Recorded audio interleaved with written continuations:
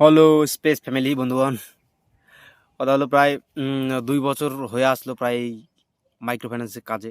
এই কাজে না ঢুকলে জীবনে যে এত কোয়ালিটির, এত ধরনের, এত প্রকারের মানুষ হয়, মানুষের মানসিকতা হয়, সেগুলো হয়তো জানাই হতো না। জীবনের একটা আলাদা অধ্যায় ছাড়া পড়ে যেত। সেদিন গেছি একটা জায়গায়, বলছে এখন নেই, আপনি এক কাজ করেন, সন্ধ্যাবেলা আসেন। গেলাম সন্ধ্যাবেলা, বাড়িতে নেই, বসে আছি। আসলো, মাল টাল খেয়ে আসলো, আসে বলছে হবে না, এখন কাল আসে। মানে ওর হলো ওই কাজ, দিনের বেলা যাবো, রাত্রেবেলা আসেন, রাত্রেবেলা মাল খায় থাকবে, সোজা কথা। মানে কাক কি বলেছে না বলেছে, কি কথা দিয়েছে, এগুলো কোনো কিচ্ছু জানার দরকার নেই। ওর দিনে যদি কেউ যায় বলবে রাত্রেবেলা আসেন, আর রাত্রেবেলা যদি যায় তাহলে বলবে মাল খেয়ে আছে, এখন যাই না কিছু। এই হলো গল্প।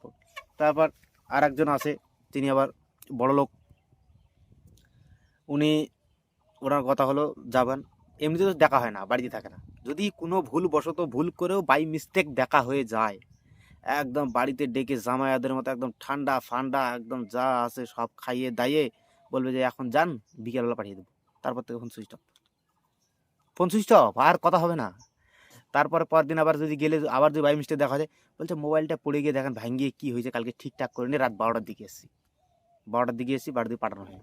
আজকে যান, আজকে একদম বলতেই হবে না, আপনার টাকাটাতে মোবাইল ঠিক করেছি, আজকে একদম সন্ধ্যাবেলা একটা টাকা কথা আছে, পাঠিয়ে দেবো। তারপর ওই সেম কাহিনী আবার। এইভাবেই চলছে রে ভাই। মানুষ এই দুনিয়াতে কত ধরনের, কত কোয়ালিটির মানুষ আছে, সেটা এই এই কাজে না ঢুকলে হয়তো জানা হতো না। কত আর আর তো একটা লেজেন্ড আছে, লেজেন্ড লোক। ওগুলো লোক যেদিন টাকা দেওয়ার ডেট হবে, গিয়ে ওর মুখ চোখ দেখে, আর মুখের আকার আকৃতি, মুখের যে আকার আকৃতি, সেই মুখের আকার আকৃতি দেখে মনে হবে আর বাপ মা মনে হয় কেবল মারা গেল, কেবল কবর টবর দিয়ে আসলো, এরকম ব্যাপার। এমন মুখ, মানে কান্দা কান্দা ভাব, মানে সামনে দাঁড়িয়ে হওয়া যাবে না, নিজেকেই লজ্জা লাগবে এমন দেয়। আবার উল্টে আমাদেরকে বলবে, হ্যাঁ আপনারা দেখেন না, সুখ দুঃখ কিছু বোঝেন না, দুঃখের দিন নাই। এইভাবেই চলছে। জানি না এমন কাজে এসে ঢুকছি, হাসিও বেড়ায়, খারাপও লাগে, রাগও ওঠে, কিন্তু এইভাবেই জীবন চলছে। দেখা যাক, চলুক, কতদিন চলে এইভাবে গোল করতে, লড়াকতে লড়াকতে। ওকে, ভালো থাকবেন, গুড মর্নিং।